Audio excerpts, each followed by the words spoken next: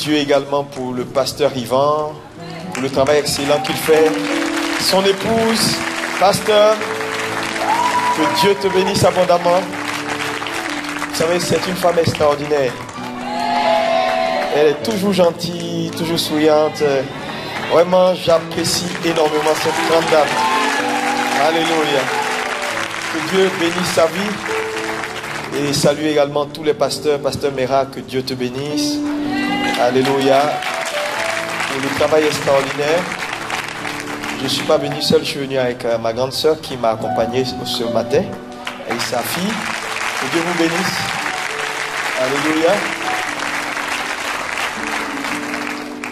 C'est toujours un plaisir d'être là. Ce matin, nous allons partager la parole de Dieu. Et je crois que tu seras béni. Je veux saluer également tous ceux qui nous suivent via Internet. Que Dieu vous bénisse abondamment. Je vais partager avec vous le message que j'intitule « Jésus, la face de Dieu ». Le connaître pour mieux le manifester.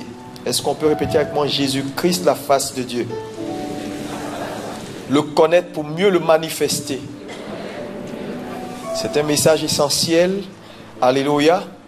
Nous allons faire notre première lecture dans Jean 14, versets 6 à 11. Jean 14, versets 6 à 11. Nous allons lire la parole de Dieu. Jésus lui dit, « Je suis le chemin, la vérité et la vie. Nul ne vient au Père que par moi. » On continue la lecture. Il dit, « Si vous me connaissiez, vous connaîtriez aussi mon Père. Et dès maintenant, vous le connaissez et vous l'avez vu. » Parlant de lui-même. Oui, continue. Philippe lui dit, « Seigneur, montre-nous le Père, et cela nous suffit. » Jésus lui dit, « Il y a longtemps que je suis avec vous, et tu ne m'as pas connu, Philippe. Celui qui m'a vu a vu le Père. Comment dis-tu, montre-nous le Père? » Alléluia. Est-ce qu'on peut répéter, celui qui m'a vu a vu le Père? Donc Jésus dit que celui qui l'a vu a vu le Père. Colossiens 1, verset 15 à 18. Colossiens 1, le verset 15 à 18. La Bible dit, il est l'image du Dieu invisible, le premier-né de toute la création. On va répéter ensemble ce verset, c'est très important. Il est l'image du Dieu invisible, le premier-né de toute la création. Alléluia. Lorsque la Bible dit il est l'image du Dieu invisible, le premier-né de toute la création, de quelle création ici il s'agit? Il ne s'agit pas de la création en tant que le monde, mais il s'agit de la nouvelle création, c'est-à-dire ceux qui sont en Christ. Il est le premier-né de cette nouvelle création. Dites Amen. Amen. Alléluia. Donc, Jésus, la face de Dieu, c'est très important. Le connaître pour mieux le manifester. Vous savez, j'ai compris une chose, c'est que si Jésus n'avait pas pris la forme humaine, ou si Dieu ne s'était pas donné une expression, personne ne pouvait le connaître. Parce que lorsque nous lisons la Bible dans Ésaïe 33, verset 5, la Bible dit le Dieu que nous servons est élevé. Lorsque la Bible dit il est élevé, ça veut dire qu'il vit dans les firmaments et personne ne peut l'atteindre. En temps normal, personne ne peut atteindre Dieu. Il est esprit, il vit au-delà des cieux, il est dans les lieux élevés. Et donc, personne ne peut connaître Dieu, ne peut comprendre Dieu, ne peut toucher Dieu. Donc, à un moment donné, Dieu a réfléchi, il s'est dit, ben, si je reste dans ma sphère, si je reste dans ma gloire, si je reste dans les lieux élevés, les hommes ne pourront pas me connaître. Donc, Dieu s'est assis. J'aime cette expression parce que cette expression est très importante. On peut la voir dans Hébreux 1 à partir du verset 9. Mon Dieu dit à son Dieu. Dieu s'est assis. Dieu est sorti de Dieu. Et Dieu a regardé Dieu. Et Dieu a dit à Dieu, tu peux partir. Alléluia. C'est important. Et donc, Dieu donne à Jésus une expression humaine pour permettre aux hommes de le connaître. C'est très important. Donc, Jésus devient la face de Dieu. il est l'image du Dieu invisible. Premier-né de la création. Dites Amen. Et donc, le connaître est essentiel parce que Jésus devient donc la porte pour avoir accès au Père. Il devient donc le reflet du Dieu invisible que nous ne connaissions pas au départ. Et à un moment donné, lorsqu'il marche sur terre, Philippe lui dit, mais écoutez, il y a longtemps que nous sommes avec toi, nous parlons, nous marchons, on fait beaucoup de choses, mais écoute, montre-nous aujourd'hui qui est le Père, où est le Père. Et Jésus, étonné de cette question, dit, mais écoutez, Philippe, il y a longtemps que je suis avec vous. Pourquoi me demandes-tu où est le Père? Il dit, je suis là. Si tu m'as vu, tu as vu le Père. Donc Jésus nous révèle qu'il est donc la représentation exacte de ce que Dieu est. Dites Amen. Donc tout être humain donc, qui veut manifester la nature de Dieu, qui veut vivre Christ, doit le connaître. Frère, ce n'est pas une affaire de religion, c'est une affaire de le connaître. C'est pourquoi la religion tue. Mais c'est le christianisme qui donne la vie. Dites Amen. Parce que la différence entre la religion et le christianisme, la religion, c'est les hommes qui mettent en place des rites et des rituels pour chercher Dieu et pour trouver Dieu. Le christianisme, c'est Dieu qui est descendu, s'identifier aux hommes, afin qu'en retour, les hommes s'identifient à lui. Voilà le christianisme. Et nous sommes dans un christianisme vrai. Dites Amen. Alléluia. Donc, il est important de le connaître. Dis à ton voisin, il faut le connaître. La religion est l'une des plus grandes réussites de Satan. Parce que vous savez, lorsque les hommes sont religieux, c'est incroyable. C'est la musique, c'est les artifices, ils viennent. Et vous savez, la religion a quelque chose.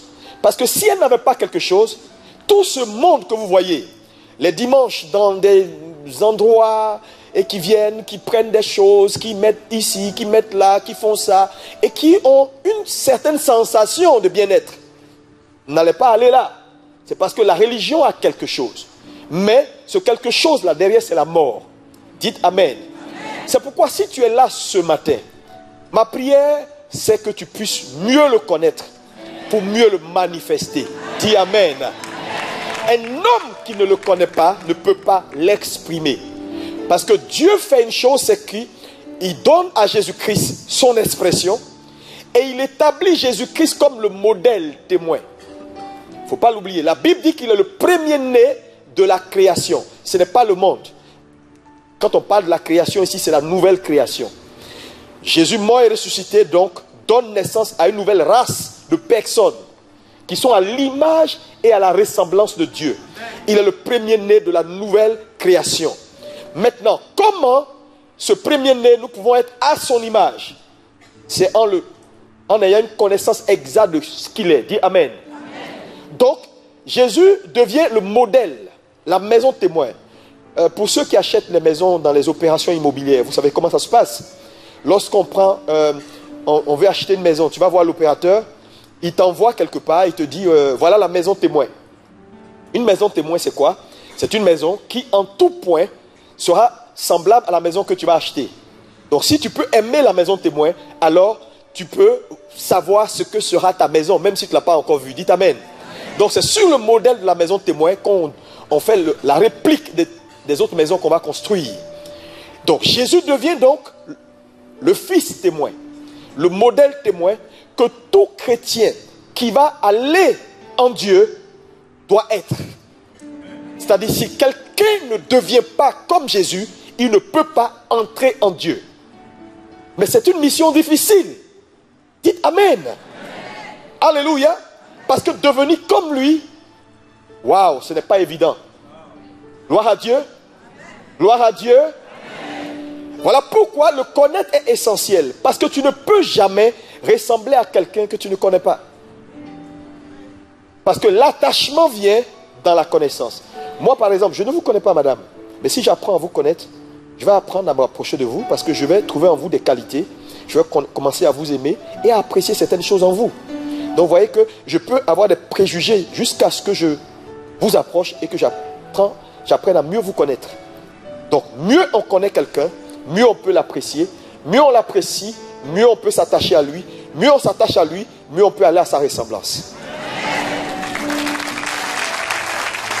Alléluia.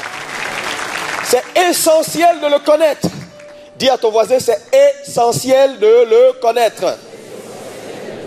Oui, c'est essentiel de le connaître. Jésus donc devient pour nous le modèle témoin.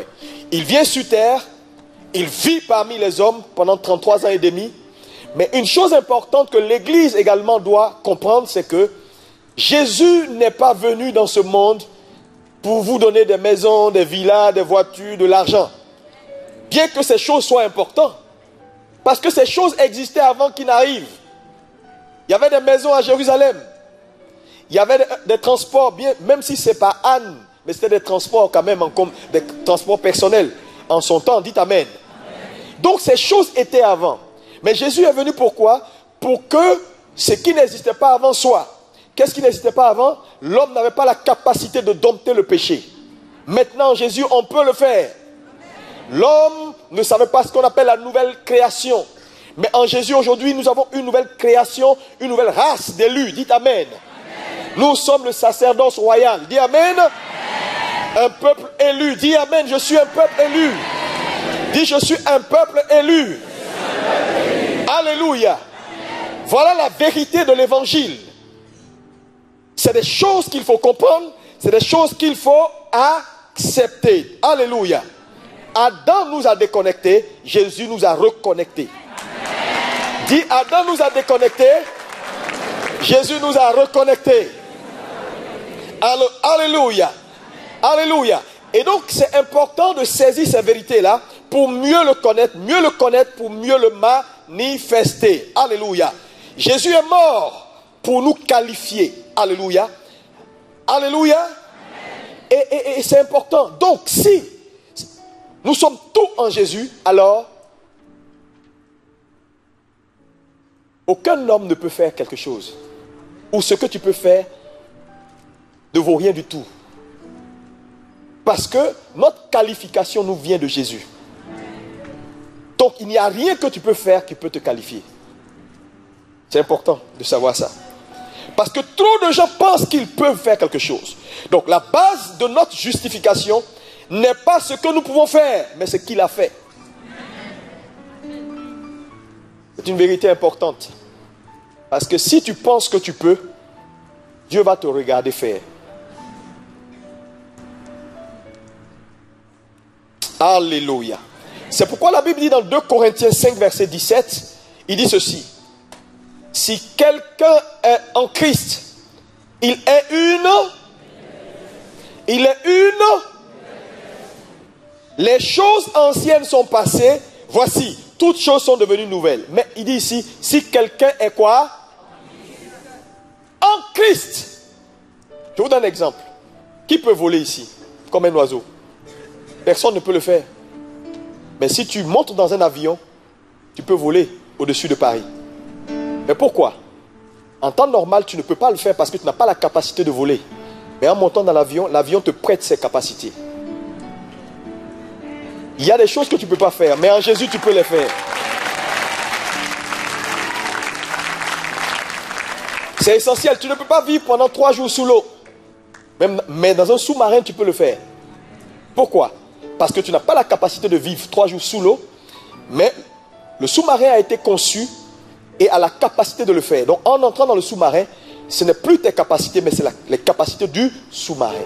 Donc la Bible dit, si quelqu'un est en Christ, donc en Christ, nous perdons nos capacités et c'est désormais lui et non nous. Donc vous voyez qu'il est impossible à quelqu'un de manifester la nouvelle création, c'est-à-dire manifester Christ sans être en Christ. Donc en Christ est essentiel. Ça veut dire quoi? Quand on est en Christ, par exemple, si je monte dans un avion, dites-moi sincèrement, à la limite, la seule chose qu'on me demande, c'est de m'attacher quand l'avion décolle. Parce qu'on ne veut pas que je fasse quelque chose, parce que je ne peux rien faire.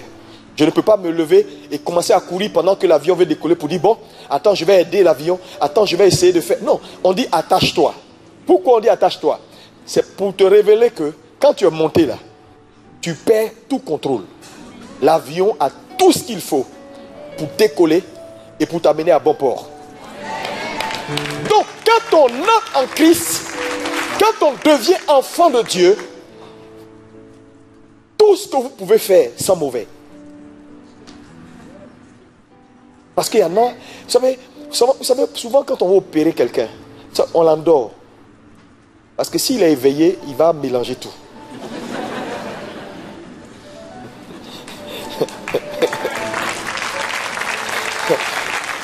Il y a trop de chrétiens qui sont éveillés.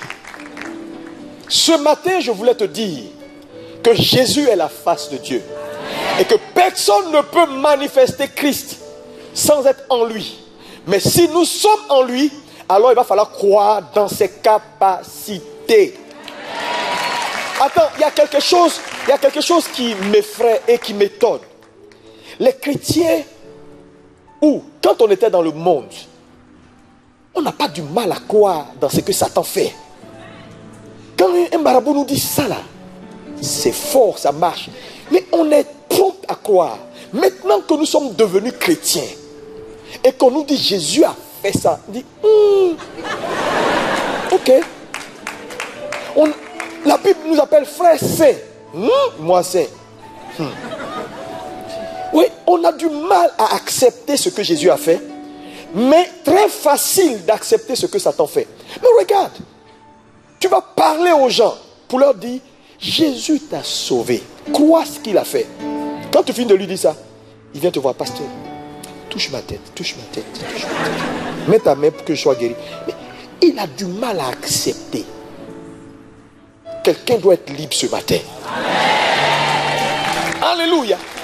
Alléluia. Vous savez, c'est le même principe.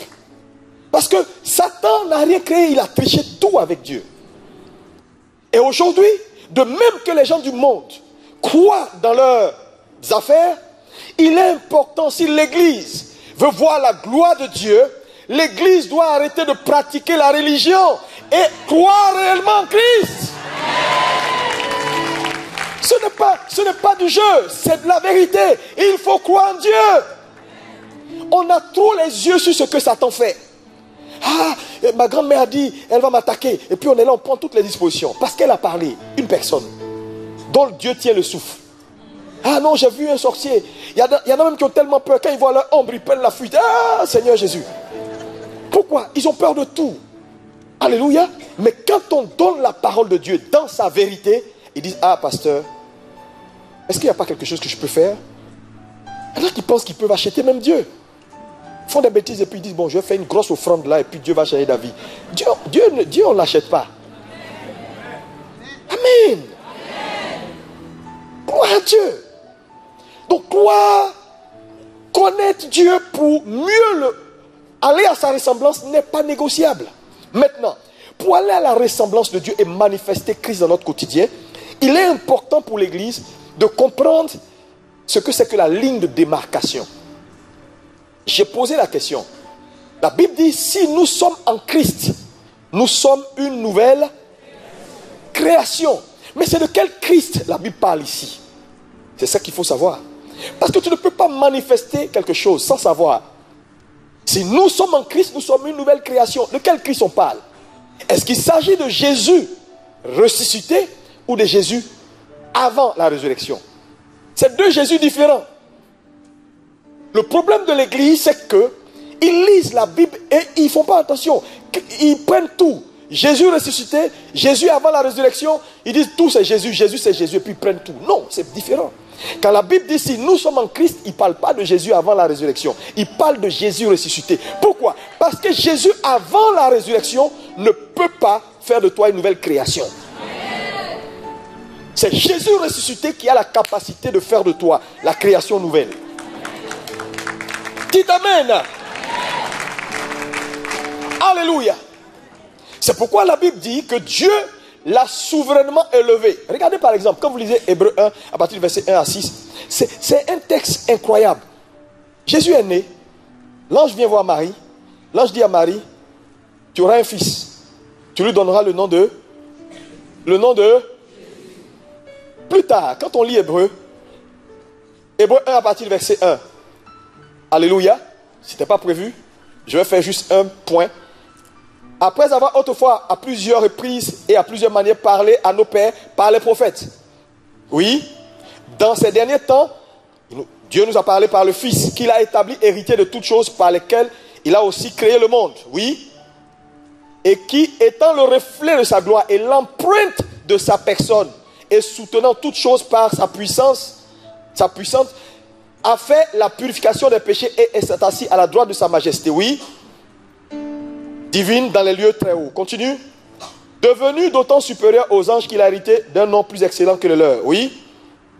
Car, auquel des anges Dieu a-t-il jamais dit, tu es mon fils, je t'ai engendré aujourd'hui, encore je ferai de toi un père sur un fils. Oui.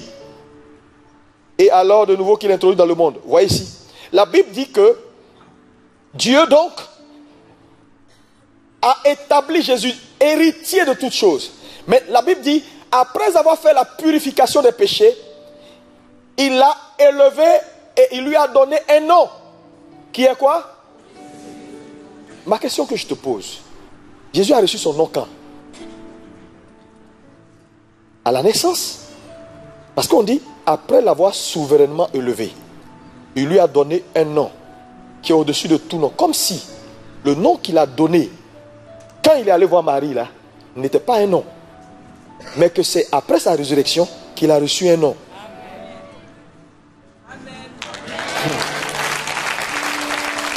En fait, la Bible est en train de nous dire que le Jésus avant la résurrection, de sa naissance jusqu'à ce qu'il meure, est un autre Jésus. Parce que la preuve, vous ne verrez pas une référence dans la Bible où Jésus, avant sa mort et sa résurrection, a pu utiliser son propre nom pour faire quoi que ce soit. Parce que son nom n'avait aucun pouvoir. Mais c'est après la résurrection que le nom gagne en puissance. Est-ce que quelqu'un peut me dire un bon amen? Voilà pourquoi c'est important de comprendre ce que nous allons voir maintenant. Donc pour mieux le manifester, il faut faire la différence entre Jésus avant la résurrection et Jésus après la résurrection.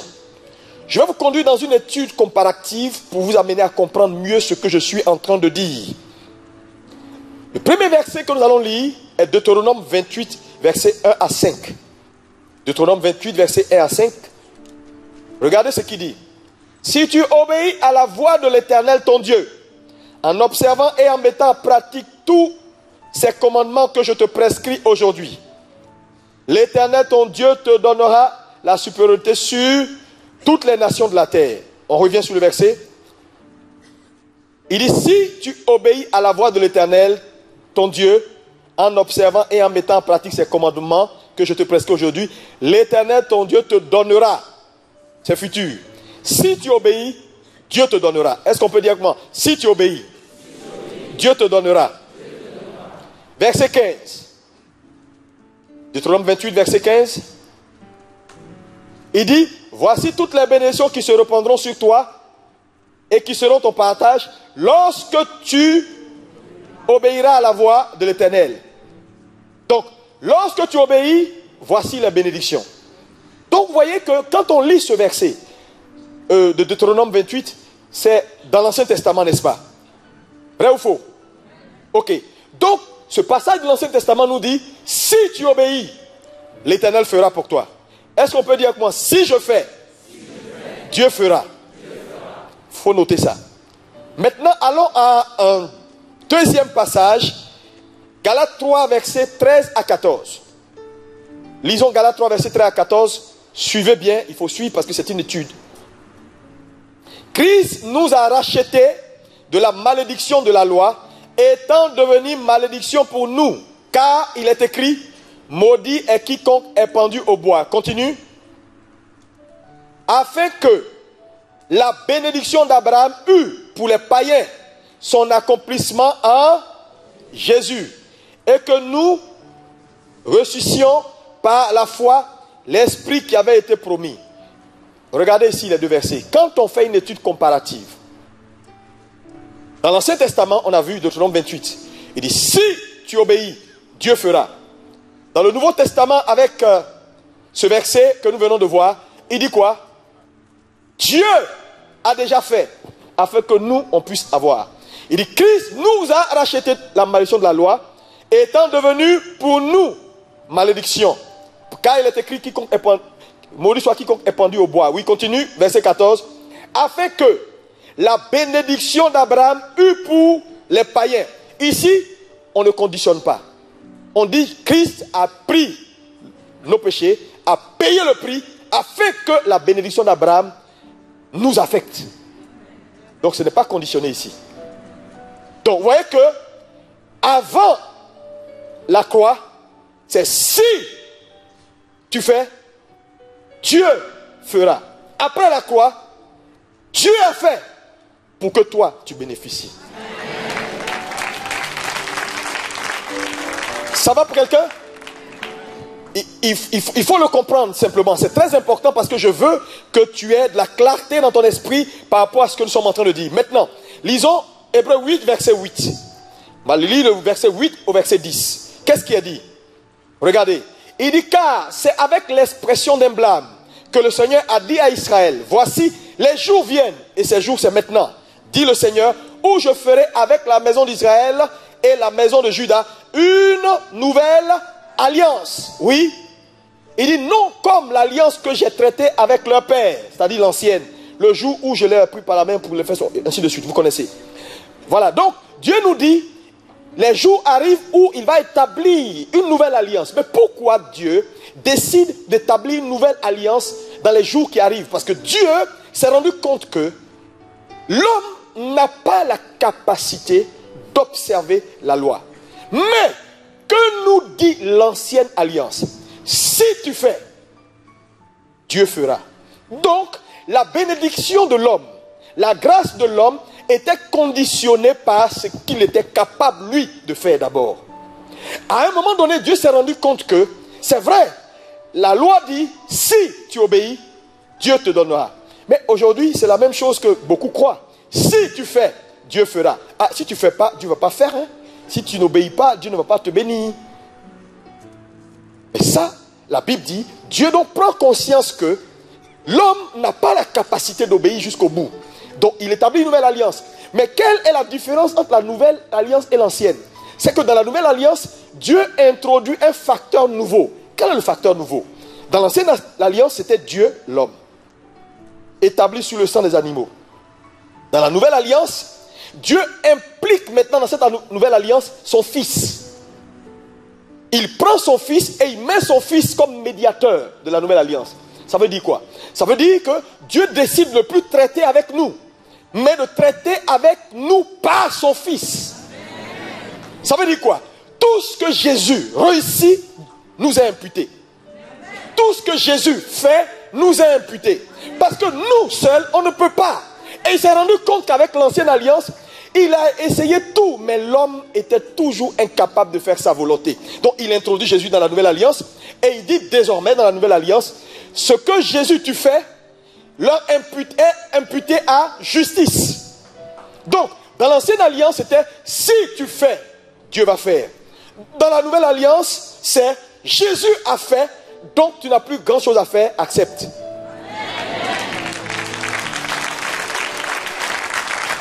Alléluia. Gloire à Dieu. Maintenant, lisons 2 Timothée 2, verset 13. Alléluia. 2 Timothée 2, verset 13 est clair. Il dit, si nous sommes infidèles, lui, c'est-à-dire le Seigneur, demeure fidèle, car il ne peut se renier lui-même. Donc, la Bible reconnaît que les hommes sont infidèles, que Dieu est fidèle. Et comme il est fidèle, alors, il traite désormais avec quelqu'un qui a la capacité de rester fidèle. Et donc, le bénéfice ou la crédibilité de l'œuvre de Jésus désormais est imputée aux hommes que nous sommes. Si tu fais, Dieu fera. Jésus a pris nos péchés afin que la bénédiction d'Abraham eût pour les païens un effet. Sans condition. Dans la première alliance conditionnée, si. Tu vas mieux comprendre, on avance. Ça va pour quelqu'un? Alléluia. Donc, l'équation Jésus change tout. En disant ces choses, ce n'est pas une licence que je vous donne. pour dire, on peut vivre n'importe comment, alors Jésus a tout fait. Non, ce n'est pas ce que je suis en train de vous dire. Alléluia. Je suis en train de vous dire qu'il faut comprendre que la nature des choses ont changé. La croix est la ligne de démarcation. Ce qui était avant n'est pas ce qui est maintenant. Donc, dans votre volonté de manifester Christ, il faut savoir de quel Christ il s'agit. Est-ce que c'est le Christ avant la croix ou le Christ après la croix? Parce que si vous imitez le Christ avant la croix, vous n'allez jamais pouvoir manifester Christ. Parce que le Christ avant la croix pleurait. Le Christ après la croix ne pleure plus. Le Christ avant la croix avait des faiblesses. Le Christ après la croix n'a plus de faiblesse. Le Christ avant la croix pouvait dormir parce qu'il est fatigué. Le Christ après la croix ne se fatigue plus. Le Christ avant la croix était limité. Quand il est à Jérusalem, il ne peut pas être en Galilée. Mais le Christ après la croix est partout en même temps. Est-ce qu'on peut acclamer Jésus-Christ de Nazareth? Alléluia! Alléluia! C'est important cela. Deuxième point important que je veux que tu retiennes. Une deuxième étude importante que je veux que tu retiennes. Lisons ensemble Matthieu 19, versets 16 à 17. Matthieu 19, versets 16 à 17. Qu'est-ce qui est dit? Et voici, un homme s'approcha et dit à Jésus, Maître, que dois-je faire de bon pour avoir la vie éternelle? Est-ce qu'on peut dire ensemble, que dois-je faire de bon pour avoir la vie éternelle? Je vais paraphraser. Que dois-je faire pour te manifester, pour que tu t'exprimes au travers de moi? Répétez. Que dois-je faire pour que tu t'exprimes au travers de moi? Regardez la réponse de Jésus. Il lui répondit, pourquoi m'interroges-tu sur ce qui est bon? Un seul est bon. Si tu peux entrer ou si tu veux entrer dans la vie, observe les commandements. Donc Jésus, avant la croix, dit à ce monsieur, tu veux me manifester, tu veux manifester Christ, observe les commandements. Et Dieu lui-même sait qu'aucun homme ne peut observer les commandements sans les briser. Mais ici, Jésus lui dit d'observer les commandements parce qu'il n'est pas encore mort et ressuscité. Donc il opère sous l'ancienne alliance. Maintenant regardez, après la croix, pour la même question, la réponse. Acte 16, verset 31. Est-ce qu'on peut lire ensemble? Il les fit sortir et dit, Seigneur, que faut-il que je fasse pour être sauvé? Ce n'est pas la même question. C'est la même question qu'on a posée à Jésus, non? Ici, il pose la question, que faut-il que je fasse pour être sauvé? Regardez la réponse. Paul et Silas répondit, crois au Seigneur Jésus et tu seras sauvé, toi et ta famille. Mais l'autre côté, Jésus lui dit, observe la loi. Et après la croix, on dit, non, non, non, il n'y a plus de loi à observer, il n'y a plus rien à faire. Crois seulement et tu auras le salut. Mais en plus, bonus, ta famille sera dedans. Alléluia. Donc vous voyez que si tu ne sais pas de quel Jésus il s'agit et que tu t'en vas parler à celui qui était avant la croix, il va te dire, non, non, observe la loi. Ne pêche pas. Quand tu vois une femme, ferme tes yeux. Efforce-toi de ne pas draguer une femme. Efforce-toi de marcher comme ça. Porte une robe, une jupe qui monte, qui descend jusqu'à tes pieds, qui balaie le sol, balaie les rues de Paris. Il va te dire, observe la loi. Mais le Jésus après la croix, ce n'est plus observe la loi. Crois en moi et tu auras le salut. Toi et ta famille. Donc vous voyez que les perspectives changent. Le problème de l'église, c'est que les chrétiens pensent qu'ils peuvent faire quelque chose. Mon frère, ma soeur, je suis venu vous annoncer que vous ne pouvez absolument rien faire. Et que si vous essayez de faire quelque chose, vous êtes en train de vous fatiguer. Parce que Dieu ne reconnaît qu'une seule personne, ne reconnaît qu'un seul nom. Ton nom devant le ciel ne représente rien du tout. Tes efforts devant le ciel ne représentent rien du tout. Le chrétien le plus parfait, le plus bon, le plus tendre, quand il envoie ses œuvres à Dieu, ça sent mauvais. Nous sommes tout à cause de lui. Est-ce que quelqu'un peut acclamer le Seigneur? Nous sommes tout à cause de lui. Le problème, alléluia, c'est que les gens ont du mal à accepter cette vérité. Quand ils viennent voir un pasteur qui lui dit, Jésus a tout fait pour toi. Tu es délivré, tu peux t'en sortir. Accepte. Quand il dit, il t'appelle frère saint, accepte que tu es une sœur sainte. Elle dit, je suis pécheur, hein? Pasteur, tu es sûr que je suis une sœur sainte? Oui, c'est ce qui est dit. Ce qui est dit est la vérité. Ce que tu vis est le fait. Mais la vérité finit toujours par attraper le fait et à avaler le fait quand on la croit. Donc ce que Dieu veut aujourd'hui pour l'église, c'est une église qui croit ce qu'il dit. Les gens sont venus voir Jésus un jour pour lui demander, Seigneur, qu'est-ce qu'il faut qu'on fasse pour faire l'œuvre de Dieu? Il les regarde en souriant, il dit, vous ne pouvez pas faire l'œuvre de Dieu. Il dit, personne ne peut faire l'œuvre de Dieu. On dit, non, je fais l'œuvre de Dieu. Hein. Moi, tu peux pas, tu peux rien faire. Si tu tiens sur tes pieds, c'est parce qu'il y a quelqu'un qui est dans le ciel. Je dis, si Dieu te retire sa grâce, c'est là que tu vas comprendre. C'est là que tu vas voir qui tu es.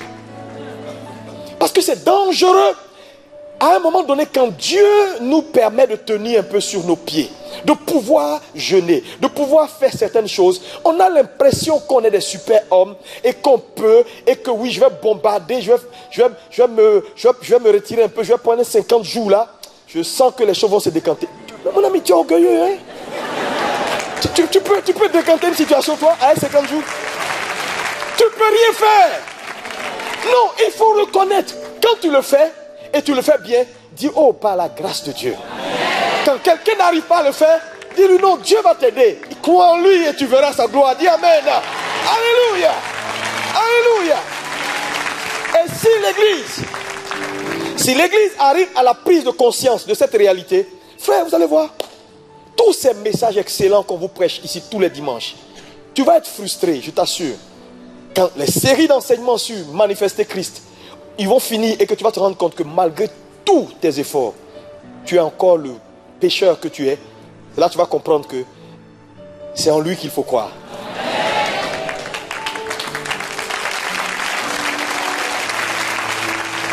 C'est lui. Alléluia. Gloire à Jésus. C'est lui. Nous ne pouvons rien faire. Regardez. Que faut-il que je fasse pour être sauvé? Jésus lui dit, observe la loi et les commandements. C'est le même Jésus. Mais après sa résurrection, ce n'est plus observe, crois.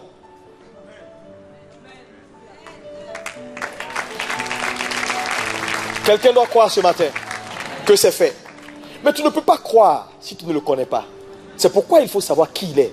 Qu'est-ce qu'il est devenu? Dieu a fait de lui quoi? Le modèle témoin, le modèle parfait que tout homme qui veut entrer en Dieu doit être. Ce qu'il dit est totalitaire. Gloire à Dieu. Est-ce qu'on peut me dire gloire à Dieu? Lève la main droite, dis Seigneur, je te dis merci d'avoir fait de moi ce que je suis. Ce n'est ni par ma force, ni par mon intelligence, mais par ton esprit. Je suis ce que je suis par ta grâce. Je te reconnais. Amen. Acclame pour Jésus.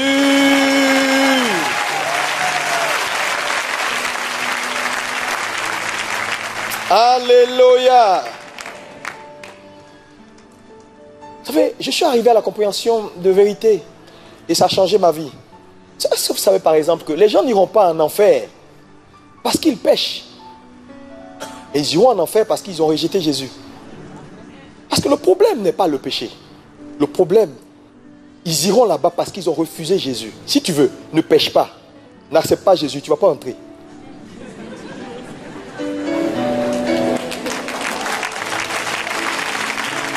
C'est simple. Il s'agit d'une personne. C'est pourquoi, vous savez, les autres religions, vous allez voir dans les autres religions, il y a des gens bien 10 000 fois mieux que nous qui sommes assis dedans. Hein. Ah oui, tu vas rencontrer un bon bouddhiste. Tout. Mon ami, il est dans son coin, il médite, il met ses pieds là, il ne fait pas de péché, il ne fait rien. Il est carré. Non! Carré. Mais il n'est pas sauvé. C'est Jésus. Pourquoi? Parce que vous savez, il n'y a pas de petit péché. Combien de gens qui se répandent ici parce qu'ils ont douté? Est-ce que tu t'es déjà repenti quand tu as douté? Pourtant, quand tu doutes de n'importe quoi, tu as péché. Combien de gens qui se répandent quand ils ont peur? Tu entres dans ta chambre et puis, tu as quelque chose t'effraie. Puis tu dis, et puis tu commences à dire au Seigneur, pardonne-moi, j'ai péché. Non, pourtant ça c'est un péché. Mais oui, parce que le péché a plusieurs niveaux. Nous sommes esprits, nous avons une âme, on habite dans un corps. Il y a les péchés liés à l'esprit, les péchés liés à l'âme, les péchés liés au corps. Les péchés liés au corps, c'est quoi? C'est tout ce qui est péché flagrant. Fumer, boire, commettre l'adultère. C'est des choses qui sont liées à la chair. C'est les péchés charnels. C'est-à-dire c'est trop élémentaire. Ça, c'est les païens qui sont à ce niveau. La plupart des chrétiens sont au niveau du péché lié à l'âme. Les péchés liés à l'âme, c'est quoi? La colère, la jalousie, l'envie, la médisance. Des choses qui sont dans l'âme qu'on ne voit pas à l'œil nu. Donc le gars est comme un saint, mais tous les péchés sont dedans.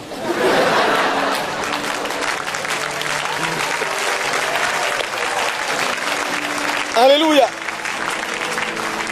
Et vous allez voir que quand on monte un peu plus, il y a les péchés liés à l'esprit. Et la plupart des pasteurs sont à ce niveau. Dieu veut que tu parles 10 minutes, tu parles 15 minutes, tu as péché. C'est ce qu'on appelle les péchés de manquement. Parce que tu n'es pas encore parfait, donc tu ne peux pas avoir la justesse de ce que Dieu veut à chaque instant t'est donné. Mais la Bible dit, si nous confessons nos péchés, quand il dit que si nous confessons nos péchés, ce sont les péchés visibles, les péchés qu'on sait, alors il est juste et fidèle pour nous pardonner et son sang nous purifie de tout péché. De quel péché? Donc, le deuxième péché dont il s'agit, c'est les péchés de manquement, ce que tu peux faire sans savoir.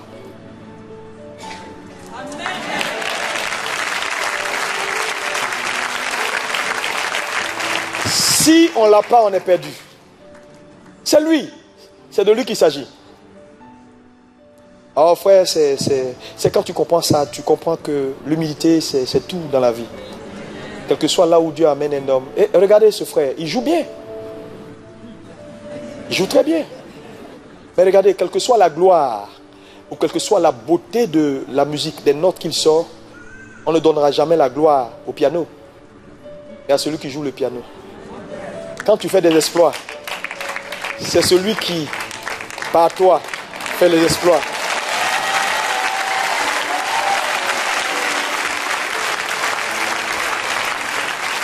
Donc souvent, il faut qu'on arrête d'être, voilà, l'homme de Dieu. Il y a homme de Dieu. Le grand. Il n'y a pas de grand. Il n'y a que lui qui est grand. Il n'y a que lui, il n'y a que lui. Est-ce qu'on peut dire Amen? Alléluia. Je te pose une autre question. As-tu déjà tué? Commis un meurtre? Il dit non. Mais est-ce que tu as haï quelqu'un un jour? Tu as commis un meurtre? Jésus dit, si tu as vu ton frère et que tu l'as haï, tu as tué. Mais combien de gens qui se confessent sérieusement pour dire, Seigneur, j'ai commis un meurtre quand ils ont haï quelqu'un? Il n'y a pas beaucoup. Pourquoi? Parce que les hommes ont catégorisé le péché. Donc pour eux, alors que si je veux dire, la plupart d'entre nous, si on est tous des maîtriers, on a été au moins maîtriers une fois. Hein? Selon la Bible, qui commet l'adultère chaque fois, ou bien qui a déjà commis? Tu me dis non, parce que moi, je n'ai jamais commis l'adultère, ma femme, elle seule. Mais est-ce que tu as déjà regardé une femme et puis tu l'as appréciée? Tu as commis l'adultère? Donc, il faut arrêter tes histoires.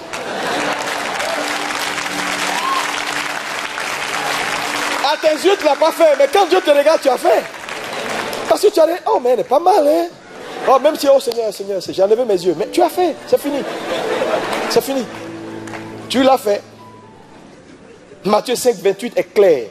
Tu regardes une femme, tu l'as convoitée, tu as fait. C'est fait. Le danger ici, c'est dit quoi? C'est qu'avant même c'est mieux. Sous la loi, c'est qu'on dit, si tu as commis l'adultère, tu as péché. Maintenant là, sous la grâce, souvent les gens pensent qu'on dit on est sous la grâce. Regardez, sous la grâce, ce n'est pas tu as commis. Là-bas au moins tu as essayé, tu as goûté. Là, tu n'as rien goûté. On t'attrape. Tu n'as pas fait la chose. Et on dit tu as fait. Tu n'as rien fait. On dit tu as regardé, tu as fait. Là-bas au moins on dit c'est quand on t'a attrapé que tu as fait. Donc ouais, qu'il y a des gens qui ont envie de retourner là-bas et disent pasteur, si c'est mieux, ne retourne pas là-bas, ici est mieux, dis Amen. Après la croix est mieux, dis Amen. Alléluia.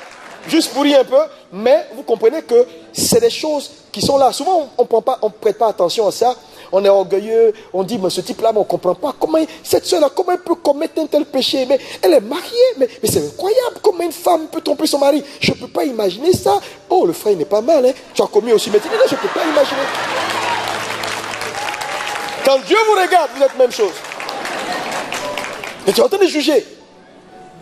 Arrêtez de juger les gens.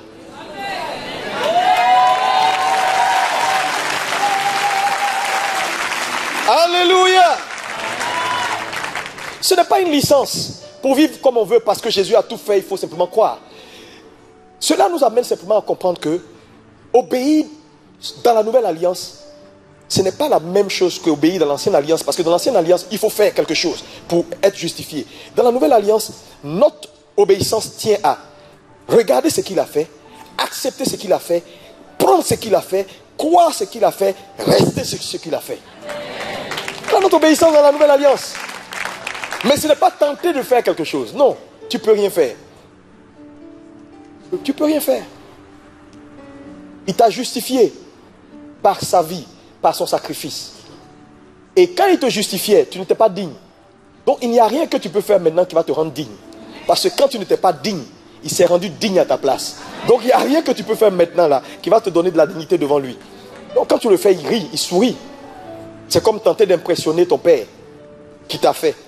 Il te regarde, il sourit parce qu'il s'est dit, oh, quelqu'un qui t'a fait, tu veux l'impressionner. Ça n'a pas de sens. Alléluia. Il faut croire en lui. Je veux exhorter l'église à croire. La manifestation de Christ n'est pas par les efforts, c'est par croire ce qu'il dit, qu'il a fait, et en l'acceptant, Dieu nous l'impute à justice. C'est comme si c'est nous qui le faisons. Voilà le principe de la justification. Quand je crois ce qu'il dit, ce qu'il a fait devient ma part, comme si c'est moi qui l'ai fait.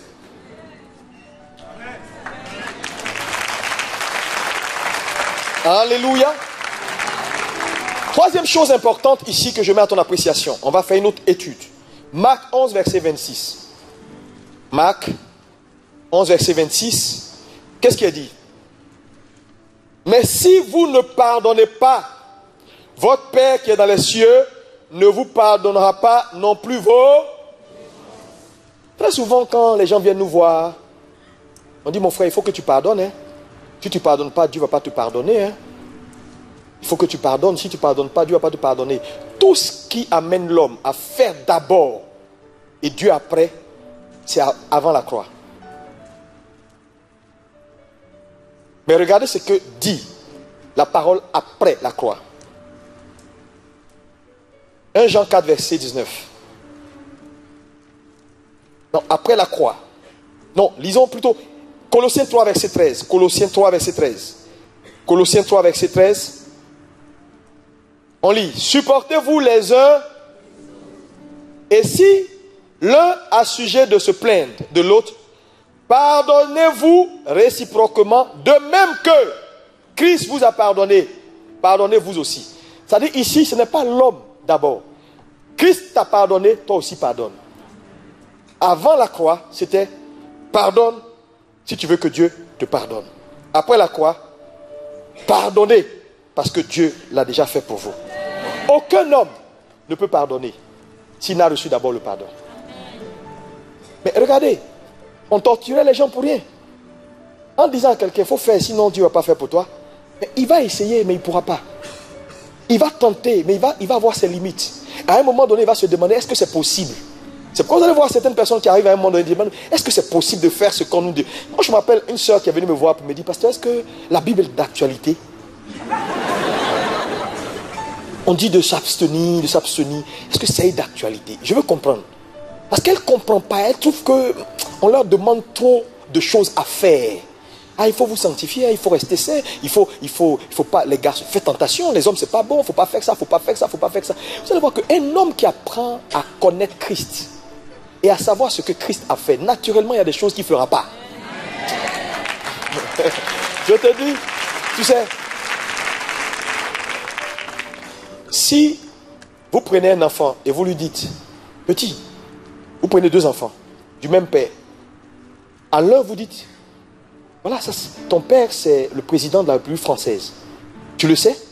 Donc, tu lui montres les papiers et qu'il arrive à prendre conscience que c'est son père et que voilà ce que son père vaut, voilà ce que son père a fait, voilà ce que son père a laissé pour lui. Et à l'autre qui est le même fils, et qui n'a pas la compréhension ou qui ne sait pas qui est son père, ils auront deux destinées différentes. Ils auront deux destinées différentes, complètement différentes. L'autre va se battre dans la vie. Il va sortir, il va faire des choses. Il peut même échouer sa vie. Il peut se retrouver dans les rues en train de traîner quelque part. L'autre, non. il ne le fera pas parce qu'il sait que s'il se lève, il va à l'Élysée, n'importe quel policier qui l'arrête à chaud. Mais l'autre ne peut pas le faire parce que je ne veux pas avoir des problèmes avec la police. Je veux pas non, il ne peut pas le faire parce qu'il lui manque la révélation. C'est pourquoi la Bible dit, vous connaîtrez la vérité. Mais ce n'est pas la connaissance intellectuelle. Vous allez avoir la révélation de la vérité et elle va vous libérer. Elle va vous permettre de vivre la vraie vie que Dieu veut de vous. La vérité va vous permettre de manifester Christ, de vivre les choses sans effort. La liberté, c'est faire les choses naturellement. C'est ça la liberté. Quand quelqu'un commence à simuler et à essayer d'être saint, alors que dans son cœur, le péché bout, il n'est pas libre. Il simule. Il est encore prisonnier. Parce que, vous savez, le lien, il n'est pas que physique, hein, il est spirituel. Quand il est dans la tête, il est dans la tête. Mais un homme libre, il est libre. Quand il marche, il sait. Il monte dans un avion, il n'a pas à faire... Oui, il sait qu'il est hors d'atteinte. Que les anges sont là, il sait. Mais vous savez, la foi d'un homme est un bouclier pour lui. Frère, l'affaire là est sérieuse. Il faut arrêter de courir, croire que tu peux faire quelque chose, tu peux impressionner Dieu en faisant tant, tu peux dire, ouais, je vais... C'est important de prier, c'est important de jeûner, c'est important, ces choses sont importantes. Mais tout ça, par la grâce de Dieu. Amen. Tout simplement, alléluia, c'est Dieu qui donne la force à notre esprit de pouvoir, il dit, le vouloir et le faire viennent du Seigneur. Donc quand tu fais bien, dis merci à Dieu. Mais j'arrive, je vais vous montrer un verset qui va vous te choquer tout à l'heure. Alléluia. Donc c'est important. Vous voyez ici, donc Dieu nous pardonne et ensuite nous on peut pardonner. Personne ne peut pardonner s'il n'a reçu le pardon de Dieu. C'est pourquoi les pécheurs que vous voyez, les gens qui sont dans le monde là, ils ont des difficultés. Ils n'arrivent pas. Tu leur dis pardonne, il va te dire non, moi pardonner je ne peux pas. Mais un chrétien peut le faire. Pourquoi? Parce qu'au préalable il a reçu le pardon. Mais en fait, ce qui te confère la capacité de pardonner, c'est la révélation que tu as de ce qu'on t'a pardonné avant. Ce n'est pas l'ignorance. Parce que tout ce que tu ignores, tu n'en bénéficies pas. C'est quoi l'ignorance? C'est pire que la peste. Tu sais, si tu vas quelque part, il y a un trou que tu ne sais pas, ça ne va pas t'exempter de tomber dans le trou. Tu vas tomber. Donc l'ignorance n'est pas une excuse. Tu n'as pas le droit d'être ignorant. Sinon, tu vas subir la vie. Tu vas subir de ta santé. Malheureusement, par ignorance. Là où une seule information t'aurait repositionné, ta vie est en train d'aller dans les ténèbres parce que tu ne sais pas certaines vérités. Ma prière pour toi ce matin, c'est que les informations qu'il te faut ne viennent pas après ta chute, mais avant. Dis, c'est une prière importante. Dis, Seigneur, que les informations qu'il me faut pour manifester Christ, pour réussir ma vie, ne viennent pas après, mais qu'elles viennent au bon moment. Maintenant. Amen.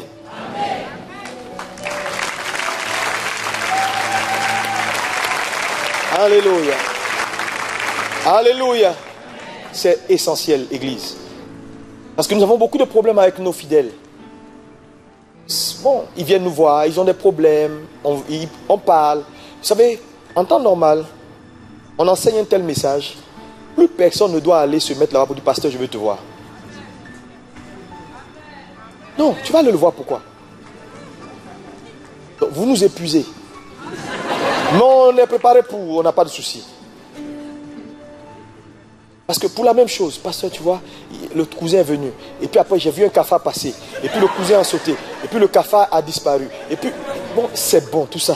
Mais est-ce que tu crois? Tout ça, tu crois? Parce que si tu es autant acharné pour expliquer au pasteur, c'est parce que tu crois en ça. La Bible dit, c'est ce que tu redoutes qui t'arrive. Satan détourne vos yeux sur ce qui ne va pas pour renforcer votre foi dans ce qui ne va pas. Au détriment de ce qui va. C'est pourquoi il faut enseigner ces choses. Pour que les gens enlèvent leurs yeux sur leurs problèmes, pour mettre ça sur Christ. Christ est la solution. Il est la réponse de Dieu pour l'humanité.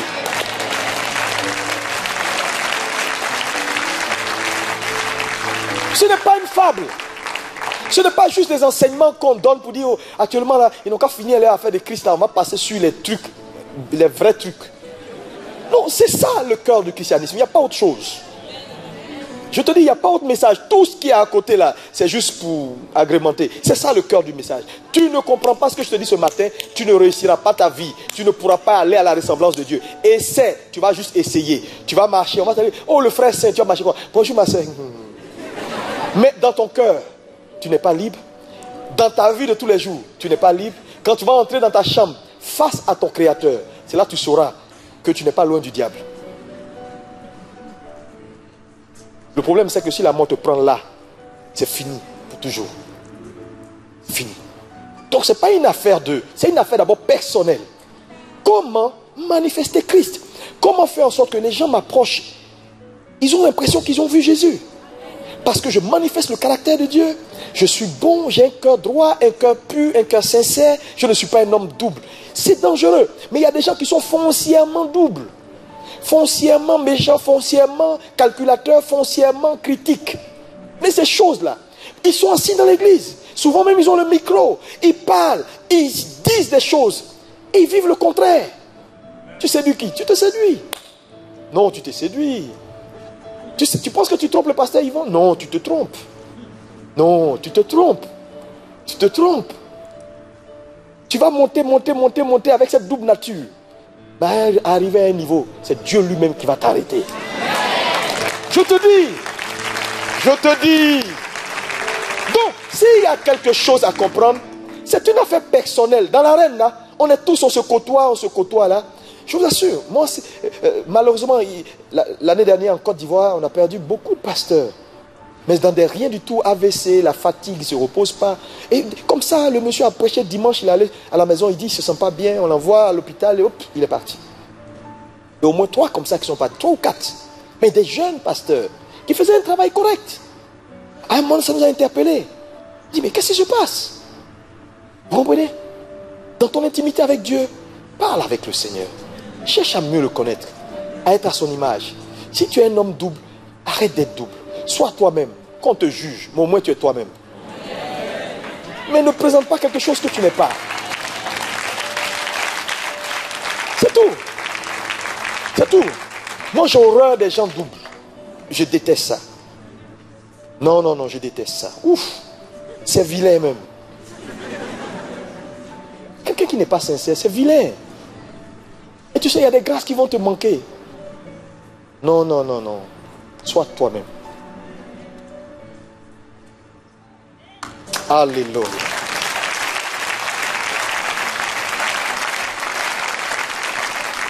Ce n'est pas ce qu'on peut faire, c'est ce qu'il a fait. Ce que nous on peut faire, qu'est-ce qu'on peut faire? Sincèrement, dites-moi. Tu ne peux faire que ce qu'un homme peut faire. Tu ne peux pas manger 3 plats ou 4 plats. Tu ne peux pas dormir dans une chambre à 7 lits. Tu mets un pied là-bas sur l'autre lit, un pied, une tête là-bas. Non. Tu ne peux que dormir sur un seul lit. Même si tu as une villa de 17 lits, places, à coucher, chambre, tu ne peux pas dormir dans les 17. Dis-moi. Tu peux boire un seau d'eau? Non. Oh, vraiment. Mais pourquoi on est compliqué alors? On n'est pas compliqué. C'est rien du tout. À un moment donné, il faut être simple. Nous ne sommes que des hommes. Soumis à la faiblesse humaine, liée au péché d'Adam. Et tous les hommes, à un certain niveau, qu'importe, tu pries ou tu ne pries pas, il y a ce qui est la faiblesse humaine attachée à la chute qui va te toucher. Plus tu grandis, tu vas atteindre un niveau où tu ne pourras plus faire ce que tu peux faire maintenant. Tu ne pourras plus faire jogging que tu peux faire maintenant. Tu ne pourras plus t'asseoir, t'arrêter pendant des heures. Tu peux comprendre. Un prédicateur, 70 ans, 80 ans, à un moment donné, il te dit non. Il prêche, il veut s'asseoir. Il faut le comprendre. Non, c'est pas une affaire de non. Il n'est pas qu'esprit. Il est esprit, âme et corps. Vous comprenez? Vous faites confiance en Dieu. Est-ce qu'on peut me dire amen? Amen. 4e point, également, comparaison, et puis on va aller vers la fin. Alléluia. Marc 12, verset 30 à 31. Marc 12, verset 30 à 31. Regardez. Et tu aimeras le Seigneur ton Dieu de tout ton cœur, de toute ton âme, de toute ta pensée, de toute ta force. Alléluia. Continue. Voici le second. On va s'arrêter là. Vous connaissez ce passage, qui est un passage courant. Alléluia. Tu aimeras. Est-ce qu'on peut dire tu aimeras l'Éternel ton Dieu de toute ta force, ta pensée et ton âme Maintenant, lisons 1 Jean 4, verset 19. Ça, c'est l'ancienne alliance. Tu aimeras. Dans la nouvelle alliance, qu'est-ce qu'ils disent? Pour nous l'aimons parce qu'il nous a aimé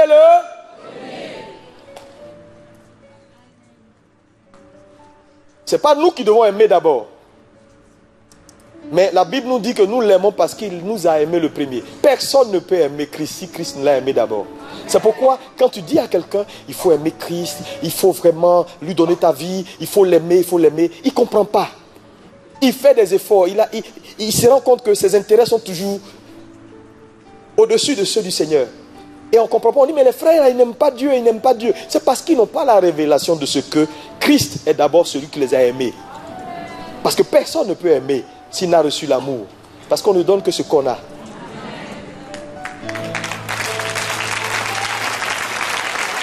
Comment ces gens pouvaient-ils aimer Dieu?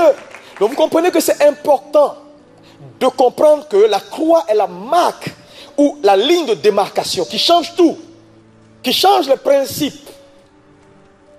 Tu diras à quelqu'un, le conseillant, ma soeur, il faut aimer Dieu. Il faut aimer Dieu. Mais c'est mieux de lui dire, il faut que tu saches que Jésus t'a aimé. Il faut prendre connaissance de cet amour qu'il a pour toi. Ça va te donner la force d'aimer les autres. Parce que si tu n'as pas la révélation de l'amour qu'il a pour toi, tu ne peux pas aimer les gens autour de toi. Ce n'est pas possible. Ça change. Après la croix, ça change. Alléluia. Est-ce qu'on peut me dire amen? Un autre verset dans Romains 5, verset 5. Romains 5, 5. Il dit, or, l'espérance ne trompe point. Parce que l'amour de Dieu est répandu dans nos cœurs par le Saint-Esprit. Donc, lorsqu'on prend connaissance de l'amour que Christ a pour nous, le Saint-Esprit déverse dans notre cœur l'amour de Dieu. On peut aimer les gens facilement. Quand tu vois quelqu'un dans l'église qui a du mal à aimer, c'est parce qu'il n'a pas encore eu la révélation de l'amour de Christ pour lui. Donc même si tu lui dis manifeste Christ, il va manifester comment? Parce que c'est l'amour qu'il investit en nous que nous manifestons. Et quand les gens nous voient, ils disent waouh, il aime comme Dieu aime. Il a un cœur pour Dieu. Ce n'est pas des slogans. Il faut comprendre. Il faut vivre. La compréhension est importante. Et vous savez, quand j'ai compris ces choses, ça m'a ouvert les yeux. Et un jour, Dieu me dit, tu sais, il y a 2 prières que je n'exaucerai jamais. 2 prières. La première, si tu veux que je te dise, je vais te dire. Première prière que Dieu ne va jamais exaucer. Dieu ne fera jamais pour un homme ce qu'il a déjà fait. C'est-à-dire, tu pries et tu lui demandes quelque chose qu'il a déjà réalisé. Il ne le fera jamais. C'est pourquoi lorsque tu pries, prends le temps d'examiner tes propres prières. Avant de dire je ne comprends pas, depuis je prie, Dieu ne m'exauce pas. Si c'est quelque chose qu'il a déjà fait, il ne le fera plus. Jésus a dit tout est accompli à la croix, tout est achevé. Il n'y a plus rien à faire. Personne ne peut plus ajouter ni retrancher. C'est fait. Donc demandez à Dieu de faire ce qu'il a fait, il ne le fera pas. Il faut accepter ce qu'il a fait. Donc le problème avec les gens, c'est qu'ils ne veulent pas accepter. Seigneur, pardon, guéris-moi. Seigneur, pardon, guéris-moi. C'est quelle prière ça? Il ne va pas te guérir. Dis Seigneur, merci pour ce que tu as déjà fait. Je reçois ma guérison. C'est clair. Mais c'est religieux de dire Seigneur, pardon, guéris-moi. Seigneur, pardon. Ce n'est pas une affaire de pardon. Ce n'est pas marchandage. Tout est basé sur des principes. Seigneur, s'il te plaît. Oh Seigneur, je coupe des larmes. On dit de te supplier. Oh Dieu, aie pitié de moi. Oh Seigneur. Fais le miracle. Seigneur, fais. Donne-moi ça et puis tu vas... Le ciel ferme le rideau pour dire tu les fatigues. Michael, fermez le rideau, Non, attendez. C'est comme si je donne de l'argent à ma soeur qui est là. Et puis je lui donne l'argent. Et là, pardon, donne-moi là, s'il te plaît, donne-moi là. J'ai dit, mais ouvre tes yeux, c'est sur ton pied. Je t'ai donné. Oh, pardon, donne-moi, s'il te plaît. Je peux te gifler pour dire, tu me fatigues. Regarde. Parce que tu es un peu, je te tape pour que tu reviennes à toi-même, tu vois, non? Et souvent quand tu tapes, les gens ils reviennent à eux, ils disent, ouais, qu'est-ce qui se passe? Mais pourquoi? Tu as le truc, tu me dis, pardon, donne-moi. J'ai dit, tu as ça ici. Vous comprenez? Il a tout fait. Il dit, tout est accompli. Frère, c'est sérieux, c'est sérieux. Je ne sais pas dans quel langage il faut parler, c'est sérieux, c'est fait. C'est fait. Dieu n'est pas un hypocrite, c'est pas un menteur. C'est fait. C'est pas un menteur. Quand il dit tu es un frère saint, il ne ment pas. Tu es un frère saint. Tu peux croire que oui, tu n'es pas saint. Tu es saint. Tu ne pourrais pas te tenir dans sa présence si tu n'es pas saint. Le problème, c'est que ce n'est pas toi. C'est celui en qui tu es. Si vous êtes en Christ, ce n'est plus tes capacités que Dieu regarde. Ce n'est plus ta force. C'est Christ que Dieu voit. Christ est parfait. Christ est bon. Alléluia.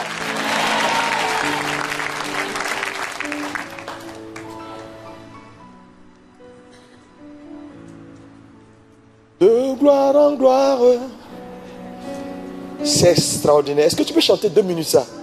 Tu m'aimes. Alléluia. Tu m'aimes. Tu m'emmènes dans la profondeur de ta sainteté. Tu m'emmènes. Tu m'emmènes de gloire en gloire. Oh merci Jésus. En gloire tu m'emmènes. Tu m'emmènes dans la profondeur de ta sainteté. Tu m'emmènes. Oh, tu m'emmènes. Oh, nous te bénissons, Seigneur. Est-ce que quelqu'un peut acclamer ce grand Dieu? Alléluia. Il est extraordinaire. Amen. Si vous savez ce qu'il a fait pour vous, votre amour pour lui sera immense. Deuxième type de prière qui m'a dit qu'il ne va jamais exaucer, c'est lorsqu'on lui demande de faire ce qui est de notre responsabilité, il ne le fera jamais. Donc quand tu pries, fais attention. Qu'est-ce qui est de ma responsabilité? Qu'est-ce qui est de sa responsabilité? Parce qu'il y a trop de choses qu'on demande à Dieu de faire qui ne revient plus à Dieu. C'est nous qui devons le faire. Donc il ne s'agit pas de prier. Il s'agit d'examiner tes prières pour voir s'il n'y a pas quelque chose qu'il a déjà fait ou quelque chose qui est de ta responsabilité à faire. Ce n'est pas une affaire de j'ai foi qu'il fera. Non, j'ai foi qu'il fera. Non. La foi n'est pas la folie. Non. Il faut croire jusqu'à demain matin. Il ne va pas faire. Si c'est de ta responsabilité de faire ça. Tu aimes quelqu'un et puis tu dis, bon, comme je t'aime trop, je vais manger pour toi. Tu as déjà vu ça? Ça n'existe pas.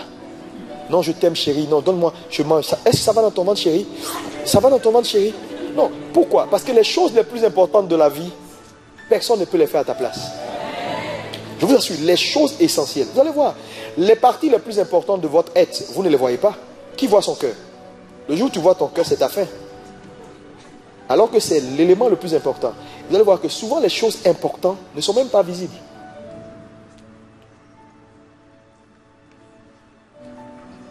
La responsabilité. Tu peux... Ah non, non, non, mon frère prie, ou ma soeur prie, ou mon mari est pasteur, donc il n'y a pas de problème. Moi je peux ronfler. Qui? Non, non, non. Il prie pour lui. Fais pour toi. La Bible dit travaillez à votre salut. C'est une affaire individuelle. En Côte d'Ivoire, on dit les moutons marchent ensemble, ils n'ont pas le même prix.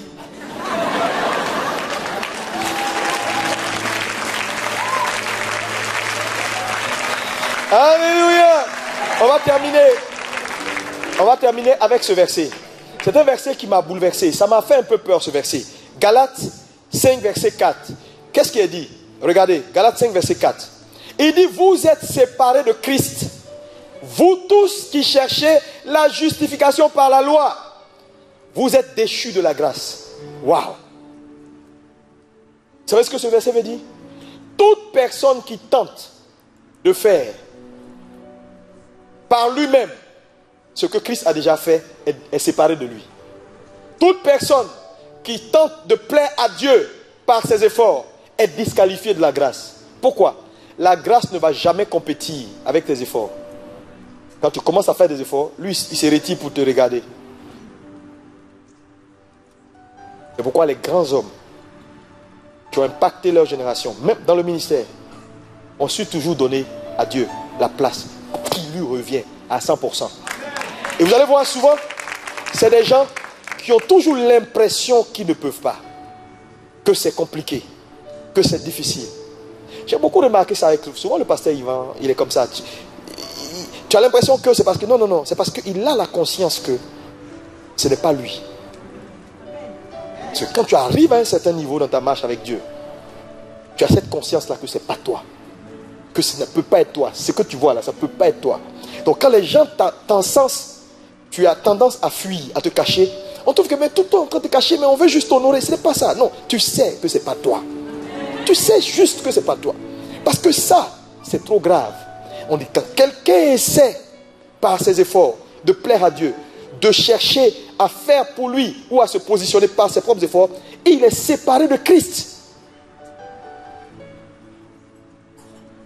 Et il est privé de la grâce.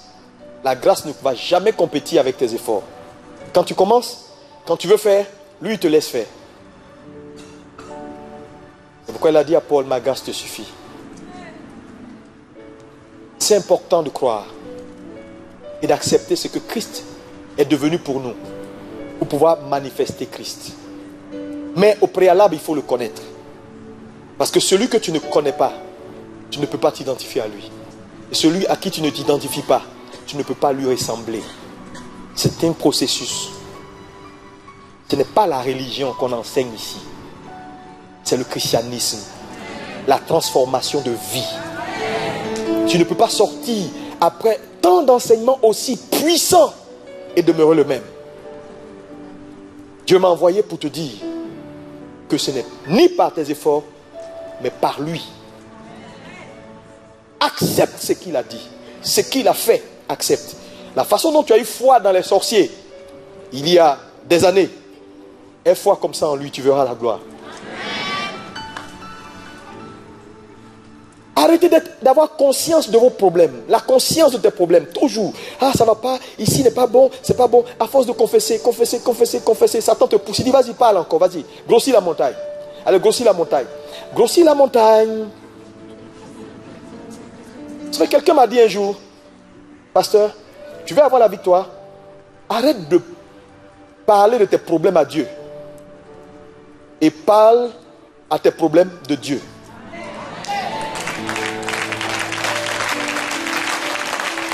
Oh Seigneur Jésus, j'ai ça. Non, laisse tomber, dis problème. Jésus a fait, il t'a vaincu, il t'a fait. Commence à parler à tes problèmes de Jésus. Tu vas voir qu'il va s'anéantir. Dis Amen. Et tu verras ta vie glorifiée, manifestée. Tu verras Christ dans tes membres. Les gens vont te dire, mon frère, quand je t'approche, j'ai la paix, je suis apaisé. Tu as quelque chose de différent. Tu ressembles à un enfant de Dieu. Parce que être un enfant de Dieu, ce n'est pas une grosse Bible. Je vais à ICC, ce n'est pas ça. Un enfant de Dieu, c'est dans le caractère, c'est dans la marche, c'est dans le cœur, c'est dans les sensations, c'est dans les sentiments, c'est dans ce que nous sommes devenus. Dites Amen. La Bible déclare, tel il est, tel nous sommes. Est-ce que quelqu'un peut acclamer Jésus? On va se lever pour prier. Je veux que tu parles à Jésus. Lève les mains vers le ciel, prie. Demande au Seigneur, alléluia, de manifester sa vie en toi. C'est fait, alléluia. Tu n'as plus rien à ajouter. Crois dans sa grâce et tu verras la gloire de Dieu. Alléluia. Parlons à Jésus, prions, levons les mains vers le ciel.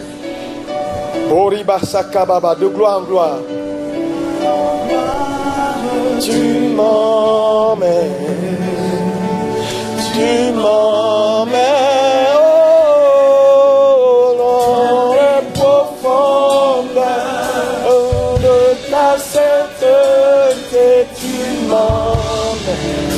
Sakaya baba baba baba.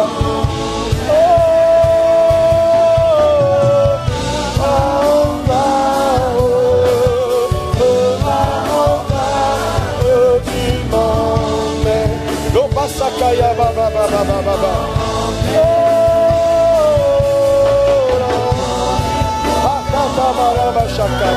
Merci Jésus, alléluia, pour qui tu es, de ce que tu représentes pour nous. Oh Dieu, nous te bénissons, nous t'exaltons, nous te bénissons parce que tu as changé nos vies. Tu as fait de nous des sacrificateurs. Merci pour ta fidélité. Bénis le nom de Jésus.